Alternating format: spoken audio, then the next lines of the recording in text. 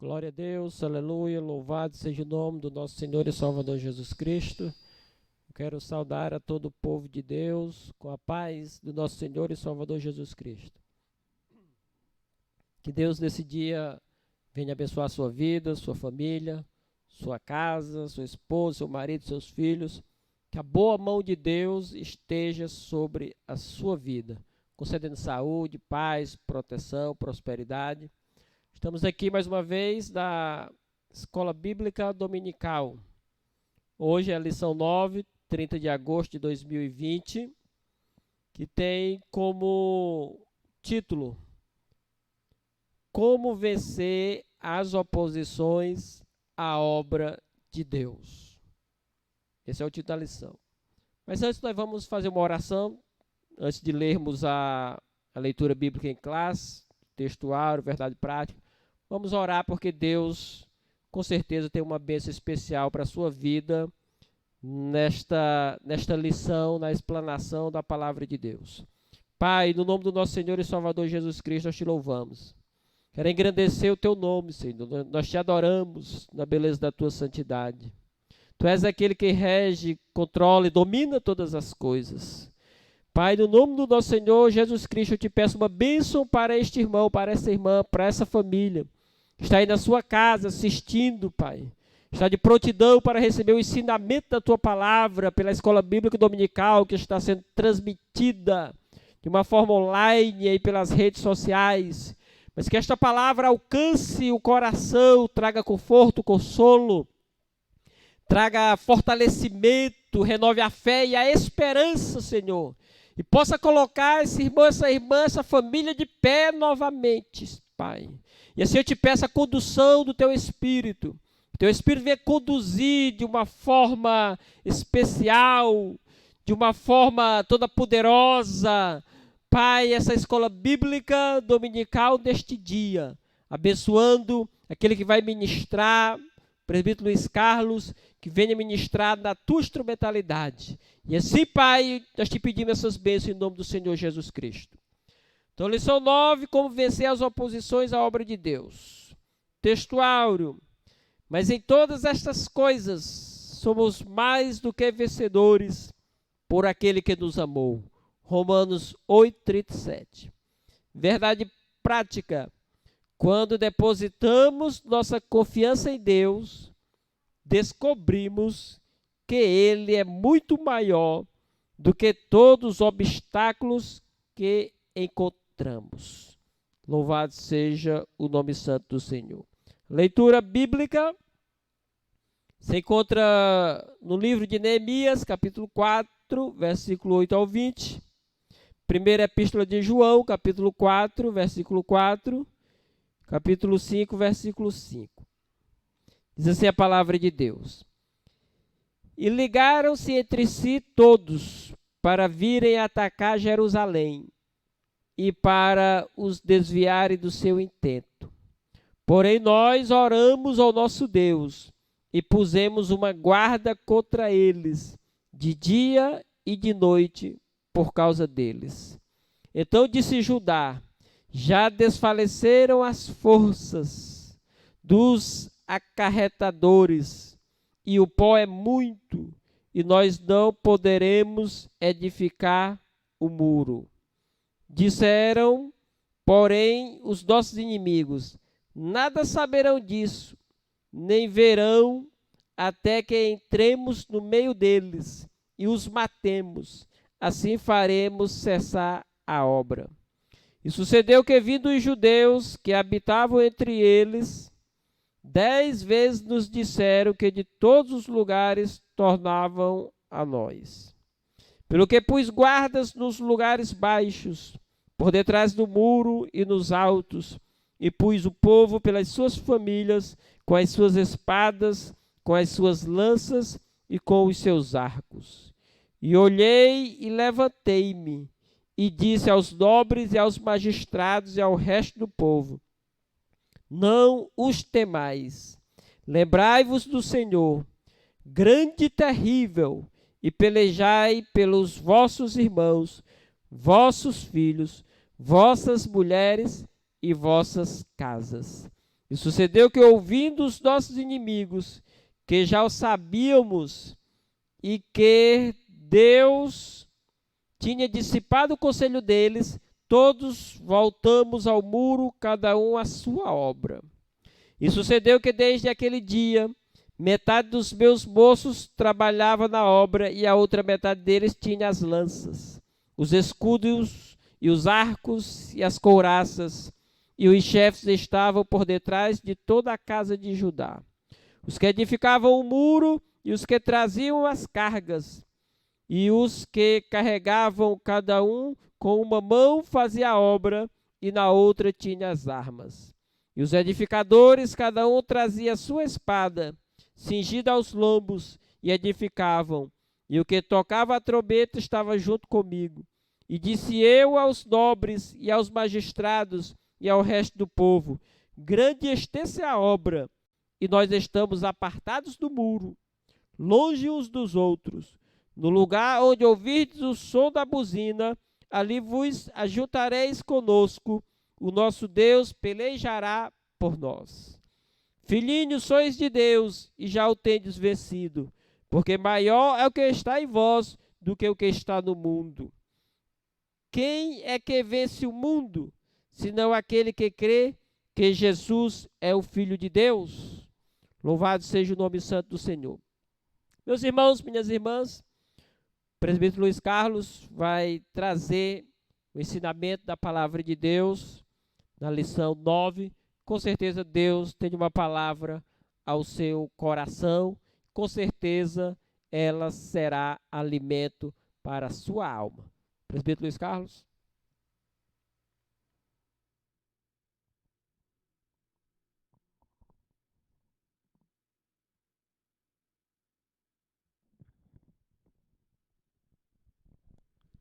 Glória a Deus. Meus amados irmãos, a paz do Senhor, estamos gratos a Deus por esta oportunidade que o Senhor nos concede.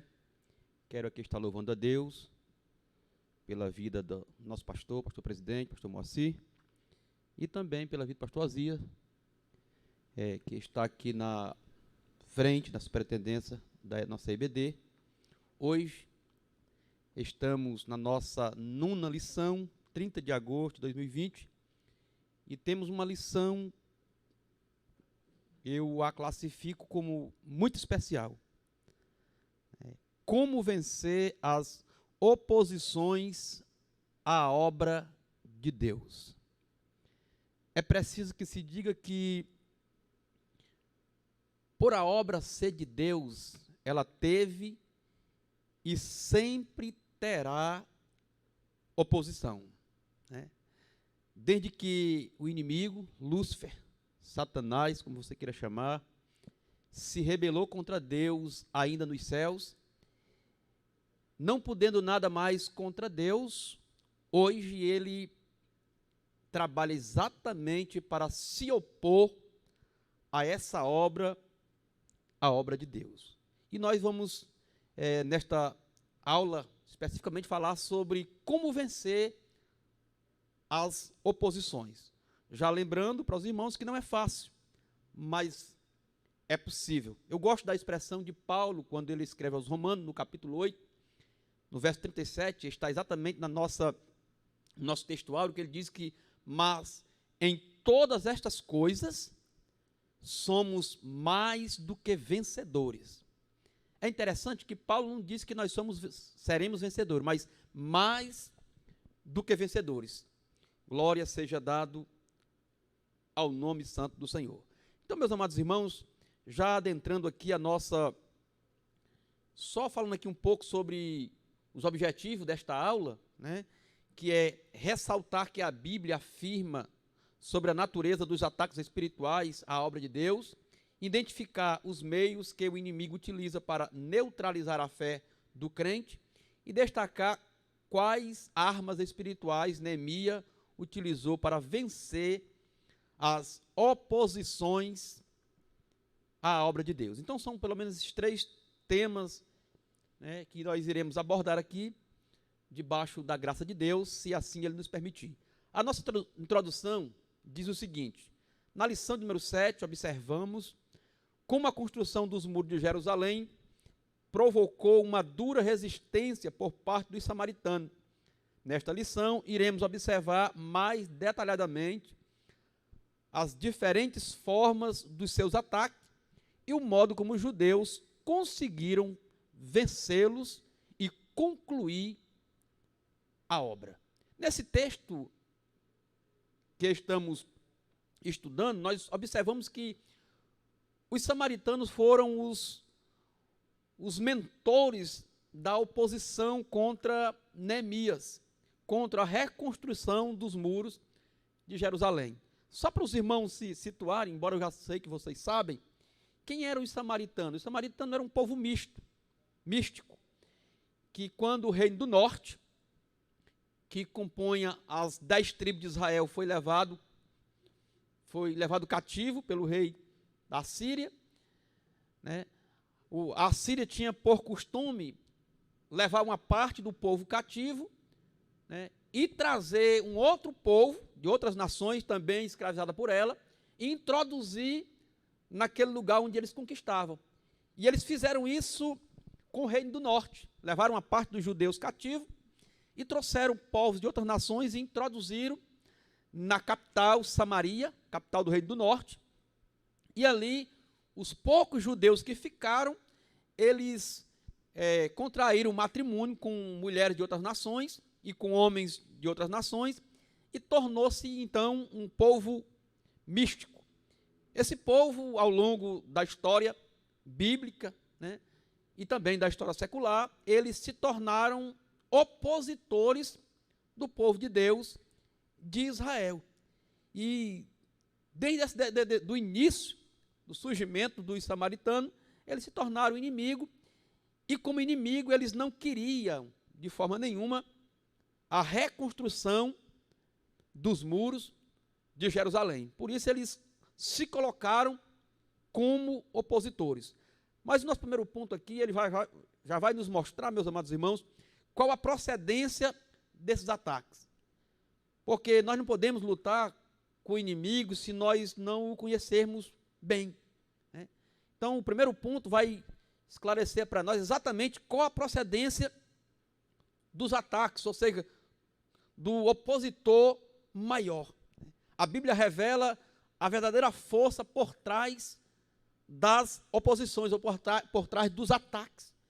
É interessante que Paulo, ele escrevendo a sua carta à igreja de Éfeso, no capítulo 6 e versículo 12, ele vai dizer que nós não temos que lutar nem contra a carne, nem contra o sangue, mas contra os principados, contra as potestades, contra os príncipes das trevas deste século, contra as hostes espirituais da maldade nos lugares celestiais. Portanto, a nossa luta é, antes de tudo, espiritual. Então é preciso que nós entendamos uma coisa, que embora muitas vezes há na nossa frente um ser humano como nós, né, de carne, de sangue, formado como nós, por trás desse ser humano que nos afronta às vezes, que se levanta como opositor da obra de Deus, há uma força espiritual que está regendo a sua vida. Assim como Deus nos usa como canal para ministrar sua palavra, para ministrar o louvor, né, para fazer uma obra a quem esteja precisando, da mesma forma, Lúcifer, o inimigo, ele também, né, os demônios, eles também usam pessoas para executar o seu plano. Então, a primeira coisa que nós devemos entender é que a procedência das oposições, dos ataques que sofremos quando estamos realizando a obra de Deus, ela é de procedência espiritual. Há, né, uma invertida do inimigo para nos desestimular ou tentar barrar aquela obra que Deus confiou nas nossas mãos. Então, de priori, que ficamos conscientes de que a procedência dos ataques, a procedência das oposições, ela vem da parte do maligno. E queremos deixar bem claro que os nossos inimigos, né, ou os inimigos da obra de Deus, eles, embora sejam visíveis, né, os inimigos visíveis são meramente instrumentos dos demônios, os quais nos atacam. Desde que Lúcifer caiu, em pecado, ainda no céu, ele foi expulso de lá. E ele tem sido, né, o adversário de Deus e de sua obra. E o apóstolo São Pedro, ele diz uma coisa muito forte a esse respeito. Ele vai dizer o seguinte: olha, meus irmãos, vocês sejam vigilantes, porque o diabo, o vosso adversário, está em vosso derredor. Ele está rugindo como um leão, procurando a quem possa tragar. Então, se o apóstolo nos adverte a esse respeito, é porque, com certeza, o inimigo ele está à espreita, procurando, né, destruir a vida daqueles que não estiverem vigiando. Então, tenhamos muito cuidado a esse respeito. Ele é espiritual, a gente não consegue vê-lo a olho nu, né, e ele usa aquelas pessoas que se deixam, né, ser usado por ele. Às vezes alguém se levanta contra nós das formas mais simples, às vezes no trabalho, às vezes no trânsito, né? Quem dirige no dia a dia sabe disso. Às vezes de forma que a gente, tão inesperada, mas fique sabendo que por trás desse ataque, dessa afronta, dessa oposição, há ali uma ação do reino espiritual, dos demônios, próprio diabo, para querer nos roubar a paz e nos tirar do foco e do alvo que Deus quer que a gente sigamos. Agora, a grande pergunta é: qual a orientação que a Bíblia dá diante desta luta? Qual a orientação? Também Paulo, o mesmo apóstolo Paulo, também escrevendo aos Efésios, no capítulo 6 e no verso 13, é interessante que Paulo ele vai dizer o seguinte, né? Tomai toda a armadura de Deus para que possais resistir o dia mau e, tendo feito tudo, ficar firme. Então, o apóstolo São Paulo, ele vai nos orientar, né, trazer uma palavra de orientação para nós, a igreja, que a gente deve se revestir das armaduras de Deus. E essas armadura de Deus vai nos deixar, vai nos ajudar a resistir no dia mau, né, e tendo feito tudo, ficar firme. Então, o objetivo das armaduras de Deus para as nossas vidas, quanto cristão, quanto servo de Deus, é nos manter firme, né? Vimos assim que a Bíblia não aconselha a fugir da luta, mas sim ficar firme e resistir e vencer. O apóstolo São Tiago, ele vai dar um conselho no capítulo 4, versículo 7, um conselho muito importante para nós.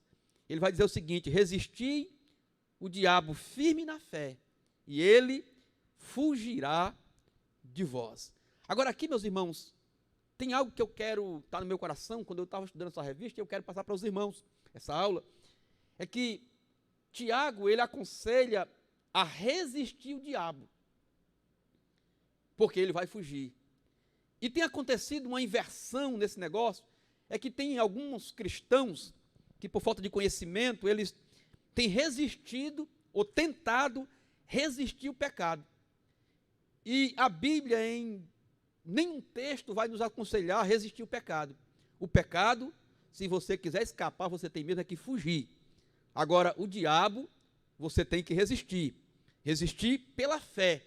E ele não vai poder, né, tocar na sua vida, porque você vai resistir ele na fé em Jesus Cristo, aquele que um dia venceu ele, quando deu o brado ali na cruz do Calvário.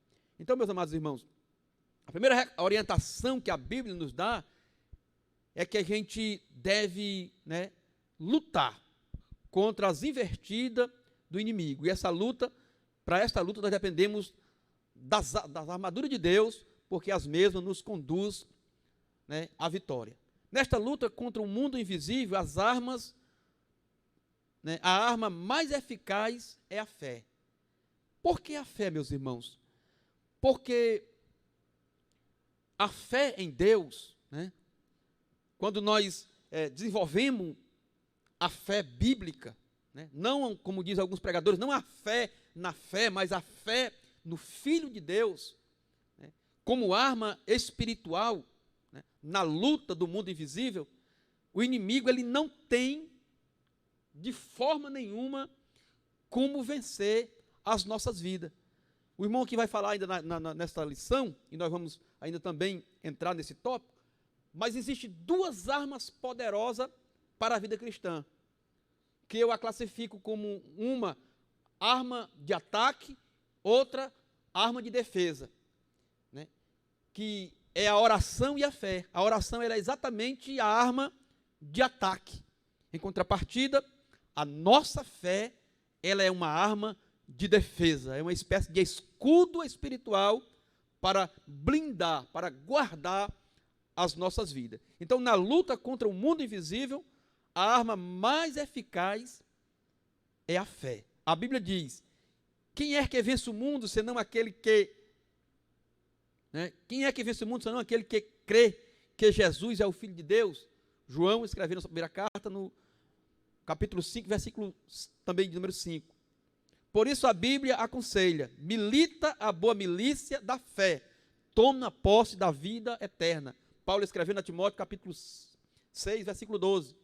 Pela fé experimentamos a operação do Espírito Santo em nossa vida. Gálatas, capítulo 2, capítulo 3, versículo 2 e 5. Jamais devemos permitir que alguma coisa venha abalar a nossa fé, porque sem fé é impossível agradar a Deus. Hebreus 11 e 6. Enfim, nós temos diversas referências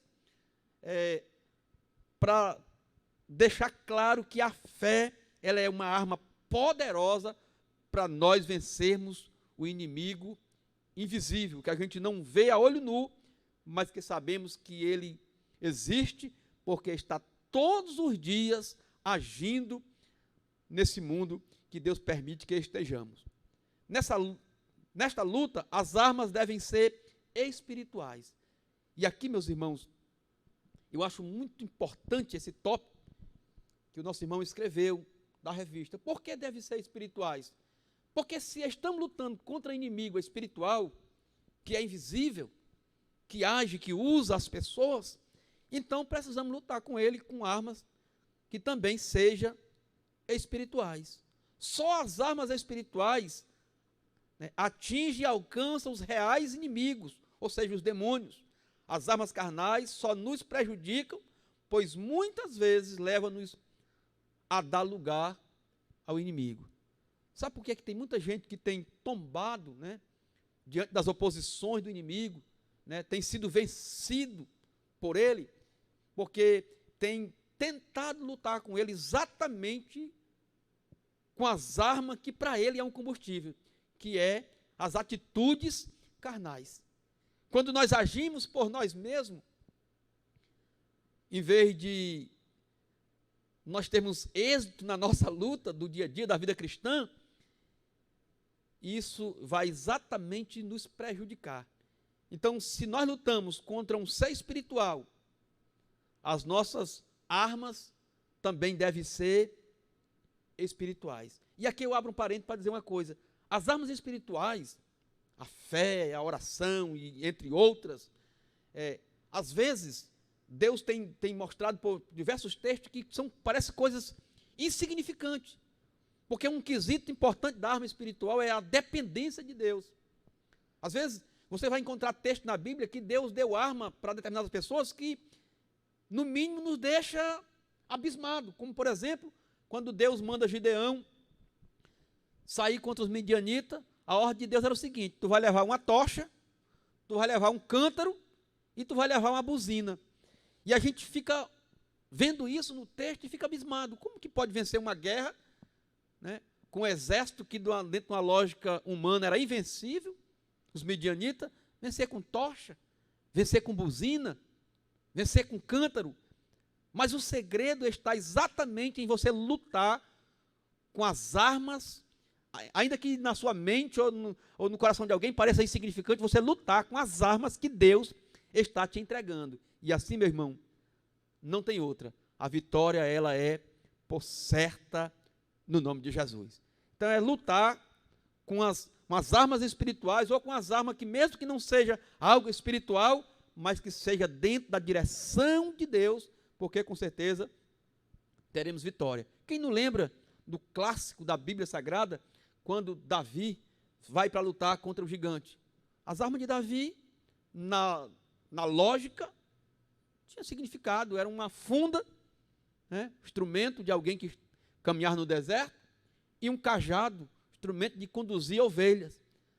Mas Davi não foi se apoderar de espada, pelo contrário, entregaram na mão dele a armadura do rei Saul e a espada, mas ele não quis. Ele foi com algo simples, mas foi com esse algo simples que Deus o conduziu, lhe dirigiu e lhe deu uma grande vitória para a glória do nome do Senhor. Então, meus irmãos, uma outra coisa, o nosso segundo ponto vai dizer o seguinte: o inimigo procura atingir a nossa fé. Por quê? Porque ele sabe que é a maior arma de defesa do cristão é a fé. Então, ele procura de todas as formas, a fé é como se fosse o pilar mestre da vida cristã. Então, ele sabe que ruindo este pilar, atingindo este pilar, o pilar mestre da vida espiritual, ele vai fazer com que esse cristão entre em ruína. Então, o inimigo ele procura de todas as formas. Agora, quais são as armas que ele usa para tentar ruir esse pilar mestre? Primeiro, a primeira arma que ele usa, o irmão aqui foi muito feliz nisso que ele colocou aqui na revista, é a arma do desprezo. Ele tenta desprezar, né, o servo de Deus para lhe roubar o ânimo. Foi o que o gigante fez quando ele viu Davi. Né? Sou algum cão para tu vir a mim com pau? Vens a mim e eu hoje mesmo entregaria as tuas carnes para as aves dos céus. Então, esse desprezo que o inimigo usa, ele usa exatamente para tirar a estrutura da vida do crente. Ele usa para que você perca o foco, perca o alvo e não ande na direção de Deus. Olha o que está escrito no livro de Neemias, capítulo 4, versículo 2. Olha o que os inimigos disseram. O que fazem esses fracos judeus? Então, eles tratam com desprezo a obra que os servos de Deus estavam executando. O que fazem esses fracos judeus? Em outro texto, eles vão dizer o seguinte: olha, o que eles edificaram num dia, vindo uma raposa à noite, vai destruir. Tudo isso na tentativa de tirar a atenção, né, tirar o foco que o povo tinha para reedificar os muros. Agora, é interessante, meus irmãos, que nós, por nós mesmos, a não ser que alguém pense diferente, nós, por nós mesmos, somos fracos. Agora, eu acho interessante a afirmação que Paulo faz. Na sua segunda carta, escrevendo aos Coríntios, capítulo 12, versículo 9 e 10, ele diz o seguinte: quando eu penso que estou fraco, aí eu sou forte. Sabe por quê, meus irmãos? Porque em nós só tem mesmo a fraqueza.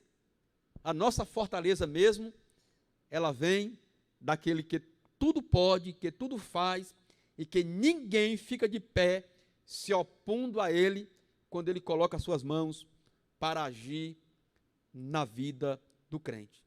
Quando o crente é tentado a se comparar com o inimigo, está em perigo. Há um grande perigo quando nós somos tentados a se comparar com o inimigo. Achar que, olhar para ele e ver o seu tamanho e dizer, não dá para mim. Mas, meus amados irmãos, aquele que está em nós, ele é maior. Isso é um fato inegável. Israel passou por esse dilema. Quando Moisés mandou os espias, os homens chegaram desanimados e disseram, nós não temos como lutar contra eles. Eles são maiores, né? São mais numerosos, são como gafanhoto à nossa vista. Lá nós vimos gigantes, nós não temos como vencê-los.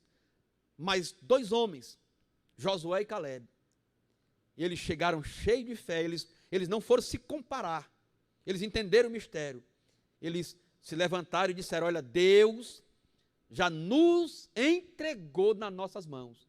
Então, meus amados irmãos, diante dos opositores, nós devemos acreditar que aquilo que o Senhor quer que realizamos já foi entregue nas nossas mãos e temos que lutar com todas as nossas forças e com certeza a vitória será nossa para a glória de Deus.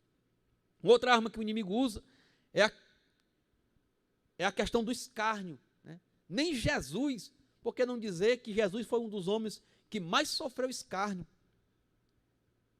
que mais passou por esse processo de escárnio. O escárnio, é preciso que se entenda que faz parte, né, da cruz que carregamos no dia a dia. E nós não devemos, nós de forma nenhuma estamos isentos a ele. Uma hora ou outra, vamos sofrer escárnio por causa da cruz de Cristo. Mas devemos nos manter firmes, sem atentar para que o inimigo está dizendo. O grande problema, meus irmãos, é que quando nós deixamos de ouvir o que Deus está falando, para ouvir o que o inimigo está falando, porque ele quer tirar a nossa atenção. Uma outra arma que ele usa, meus irmãos, que é muito terrível, ele procura mostrar para nós a imensidão da tarefa. Né? Olha o que é que os samaritanos, os opositores, diziam para os judeus e para Neemias: vivificarão os montões de pó, as pedras que foram queimadas? Eles colocaram dúvida se os judeus conseguiriam reerguer os muros ou não. Então ele sempre vai fazer isso, mostrar a imensidão da tarefa. E nós não podemos entrar por esse caminho. Quando Deus chama a Moisés, que lhe dá a missão, ele vai dizer: Senhor, mas eu sou pesado de língua, eu não tenho condição. E Deus vai provar para ele que ele tinha condição, sim. Então a gente não tem que olhar para o desafio, a gente tem que olhar para o nosso Deus, porque é dele que vem a vitória. Quando Deus vai chamar o profeta Jeremias, também não é diferente. Senhor, mas eu sou uma criança. Isso parece que está intrínseco ao ser humano, de querer se diminuir. Mas a gente não tem que olhar para o tamanho da tarefa, tem que olhar para o tamanho do nosso Deus, porque a vitória vem dele para a glória do seu nome. Uma outra coisa que o inimigo faz, meus irmãos, uma outra arma que ele usa, é a questão dos boatos e as mentiras. Está exatamente em Neemias 2:19 e também em Neemias 6, capítulo 6, versos 5 e 6. Né? Os samaritanos, eles espalhavam calúnias contra Neemias, dizendo que ele planejava constituir-se rei. Tudo isto para demonstrar os judeus e assim atingi-los em sua fé em Deus. Neemias respondeu: de tudo que dizes, coisa nenhuma sucedeu, mas tu do teu coração o inventas. Então, meus amados irmãos, o inimigo, aqui os opositores, eles inventavam boatos e mentiras a respeito de Neemias. Porque você vai ver que não havia no coração de Neemias essa intenção de se rebelar, de se tornar rei. Mas os inimigos, na intenção de tirar o foco do povo de Deus, de Neemias, eles levantavam boatos e mentiras. E a gente tem que ter muito cuidado para não cair nessa esparrela que o inimigo, vez por outra, ele levanta contra as nossas vidas. Glória seja dada ao nome do Senhor. Uma outra coisa também, meus irmãos, que o inimigo usa é a questão da astúcia. Não se engane, Satanás, ele é altamente astuto, os demônios. Os samaritanos convidaram os judeus para juntos se congregarem nas aldeias, porém intentavam fazer mal a Neemias.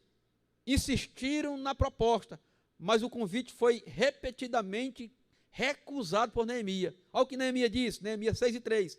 Estou fazendo uma grande obra, de modo que não poderei descer. Meus amados irmãos, uma coisa interessante a gente saber do nosso chamado, saber daquilo que Deus nos incumbiu a fazer. Os inimigos aqui, com a questão da astúcia, mandavam convite: vem aqui, Neemias, precisamos de uma audiência, de uma conversa contigo.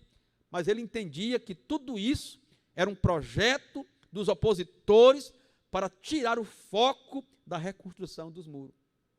Meu irmão, aquilo que Deus colocou em nossas mãos para fazer, nós não podemos perder o alvo, perder o foco. Se Deus te entregou uma obra para fazer, se levante quem quiser se levantar, mas se mantenha firme no seu lugar, fazendo a vontade de Deus, e os opositores serão dissipados na autoridade do nome de Jesus. Uma outra arma terrível que eles usam é a questão da ameaça.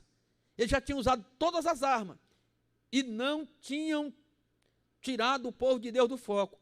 Agora eles vão ameaçar. Os inimigos dos judeus ameaçavam guerrear contra eles, a fim de espalharem medo e pânico entre o povo de Deus. Porém, diz Neemias, oramos ao nosso Deus e pusemos guarda contra eles. Os judeus não atacaram os samaritanos, mas defenderam a sua área de trabalho. Então, meus amados irmãos, o inimigo, ele é terrível. Ele fica ameaçando, ele fica chantageando. Mas que essa lição, nesta manhã, fique guardada nos nossos corações. Não ceda às suas ameaças, não ceda às suas astúcias, mas se mantenha firme no foco, porque é isso que Deus quer para a minha e para a sua vida. Tem muita gente que, na primeira ameaça, ele já vai logo desistindo, mas a recomendação é permanecer firme, né, na presença de Deus, realizando a sua obra. Já vamos aqui entrar ao nosso terceiro ponto, já para a gente concluir. Qual o segredo da vitória de Neemias e dos judeus? Meus irmãos, o segredo é simples.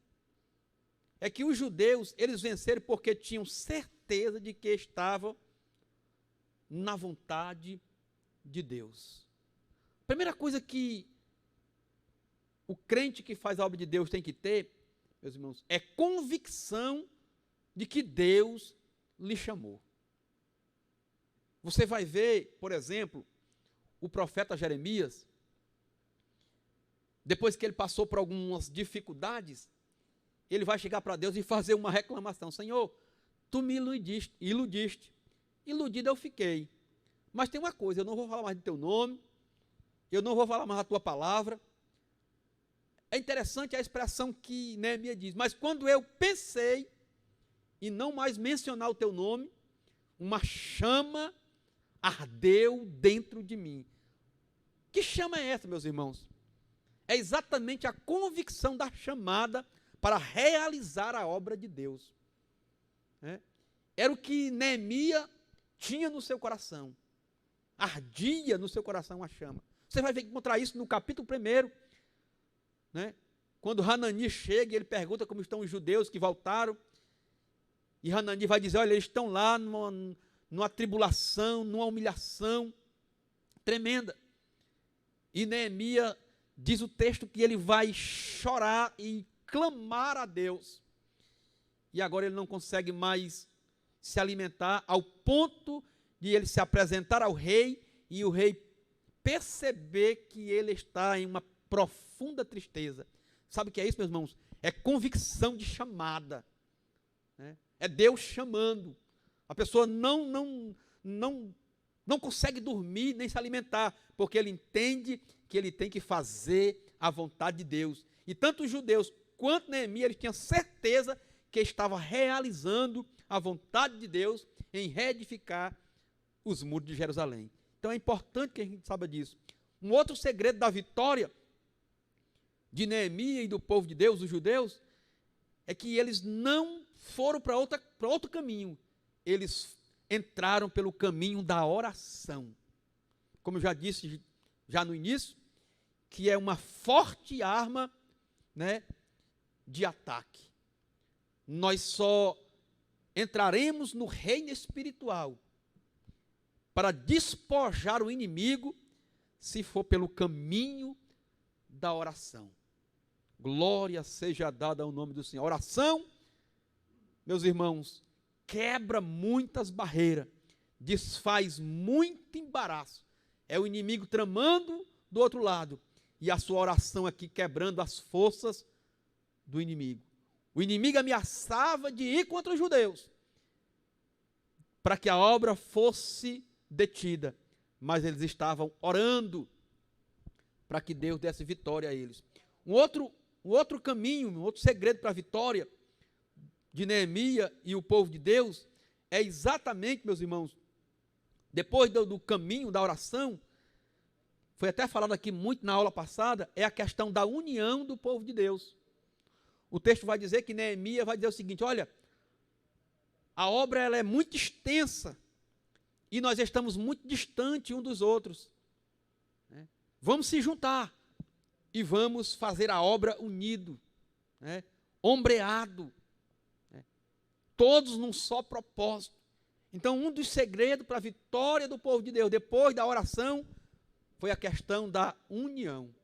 Se tem uma coisa que a união e a oração têm poder, é de desfazer toda e qualquer oposição contra a obra de Deus. Um outro segredo importante para a vitória de Neemias e os judeus, o povo de Deus, foi a questão da vigilância. É interessante que Neemias vai dizer o seguinte, meus irmãos. Depois que os inimigos começam a ameaçar, ele vai convidar o povo para se aproximar um dos outros, vai dizer o seguinte: olha, a partir de agora, com uma mão você vai construir, trabalhar, e com a outra mão você vai estar empunhando a espada. O que é isso, irmão Luiz Carlos? Isso é vigilância. É alguém que está trabalhando, mas não larga a arma.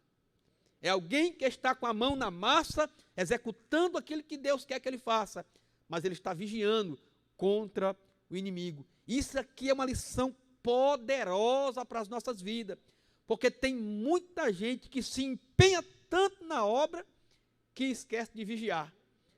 Mas tanto quanto Deus quer que você trabalhe, Deus quer que você vigie.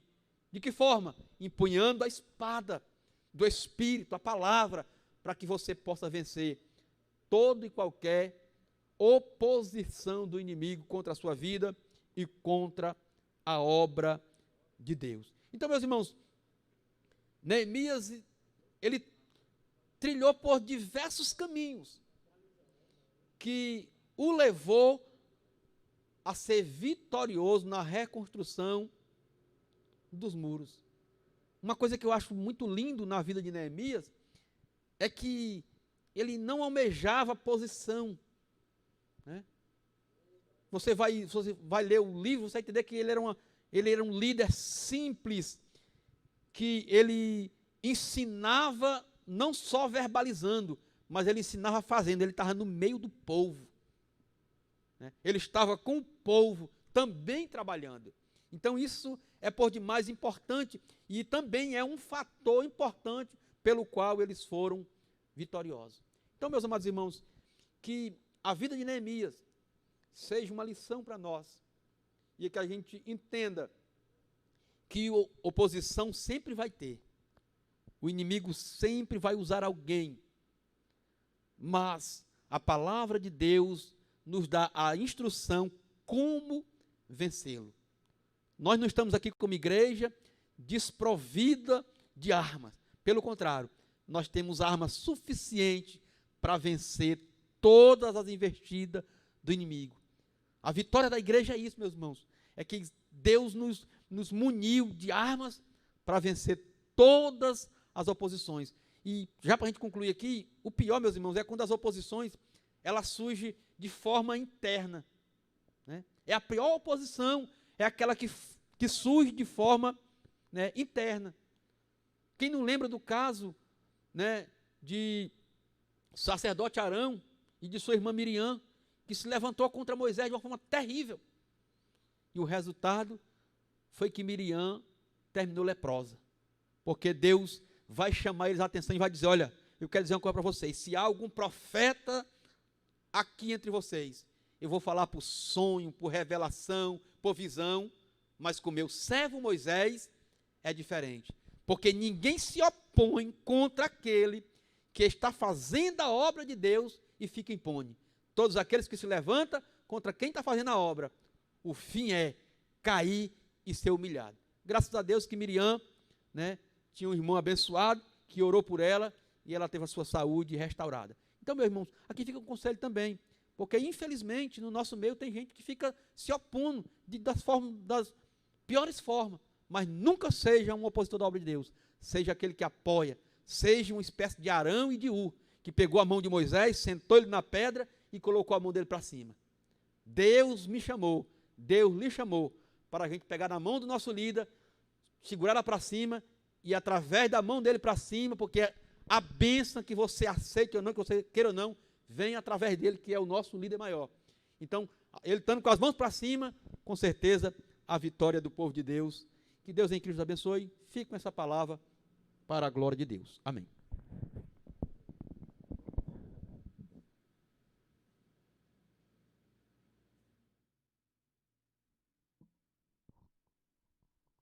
Glória a Deus. Aleluia, glória a Deus. Louvado seja o nome do nosso Senhor e Salvador Jesus Cristo. Uma ótima aula. Com certeza você foi alimentado nesta manhã pelo alimento, pão do céu, que foi o ensinamento da lição 9, que da palavra de Deus. Com certeza você e a sua família foram ricamente abençoados. Nós vamos orar, concluído. Nós queremos já de antemão agradecer o presbítero Luiz Carlos, ter trazido o ensinamento da lição 9. O Senhor recompense de uma forma especial. Queremos agradecer ao nosso pastor presidente, pastor Moacir, ao nosso superintendente geral do campo de Messejana, pastor Osias Alves, que nos confiou a nós estarmos aqui apresentando a EBD nesse dia, lição 9. E agradecer toda a diretoria, todas as lideranças. Que Deus possa abençoar de uma forma especial a todos os supervisores do campo de Messejana, nossa EADM. Que Deus possa abençoar de uma forma especial todos os professores da Escola Bíblica Dominical, todos os superintendentes, a todos que fazem esta excelente obra, que é uma obra voltada para o ensino da palavra de Deus, que é a Escola Bíblica Dominical. Que Deus possa abençoar e recompensar de uma forma toda especial. Queremos agradecer ao irmão Jurandir, né, juntamente com a sua esposa, irmã Suélia, que tem de uma forma assim, zelosa se empenhado nesse trabalho que é a transmissão dos cultos da Escola Bíblica, dos trabalhos do Senhor, a transmissão aí online. Que Deus possa, de uma forma especial, recompensar também. Vamos orar, Deus ainda tem uma bênção especial para a sua vida. Quero orar por você, pela sua família, para que Deus lhe conceda força e graça, para que venhamos a atravessar esses dias tão turbulentos e chegar do outro lado e cantar o hino da vitória, e sabendo que só o Senhor é Deus. Pai, no nome do nosso Senhor e Salvador Jesus Cristo, queremos te render graças. Nós louvamos e agradecemos o teu nome. Nós queremos te agradecer. Muito obrigado, Senhor, por essa oportunidade que o Senhor nos concedeu. Mais uma vez estarmos aqui transmitindo o ensinamento da tua palavra, anunciando o Senhor Jesus Cristo por meio das Escrituras. Pai, no nome do Senhor Jesus, continua abençoando a EADM, continua abençoando nosso pastor presidente, juntamente com toda a diretoria, com todos os pastores auxiliares, com todos os obreiros, com toda a liderança do campo de Messejana, todos que fazem esta obra. Deus abençoe de uma forma especial, com saúde, proteção, livramento, prosperidade, abrindo as portas, dando força e graça para resistir, Senhor, os dias maus, dando força e graça para resistir às lutas e atravessar esse mar turbulento e chegar do outro lado. E assim continua abençoando as famílias, Senhor. Continua abençoando o teu povo. Eu oro por esta família que esteve aí, Senhor, assistindo, ouvindo a tua palavra. Por este varão, por esta varoa, por esse pai de família, por essa mãe de família, pelos filhos, Senhor, abençoa, abre as portas. Deus, tu é o Deus de toda provisão, tu é o Senhor que cuida. Pai amado, Pai querido, tu tens visto e contemplado, continua suprindo a necessidade do teu povo, abençoando de uma forma abundante, meu Deus, abrindo a janela dos céus, derramando bênçãos sobre a vida da tua igreja e do teu povo. E assim, Pai, nós te pedimos todas essas bênçãos e te agradecemos em nome do nosso Senhor e Salvador Jesus Cristo. Receba ainda a bênção apostólica, que a graça do nosso Senhor e Salvador Jesus Cristo, que o amor de Deus nosso Pai, que a comunhão e as consolações do Espírito Santo seja sobre você, sobre a sua casa, sobre a sua família, sobre todo o povo de Deus. Amém.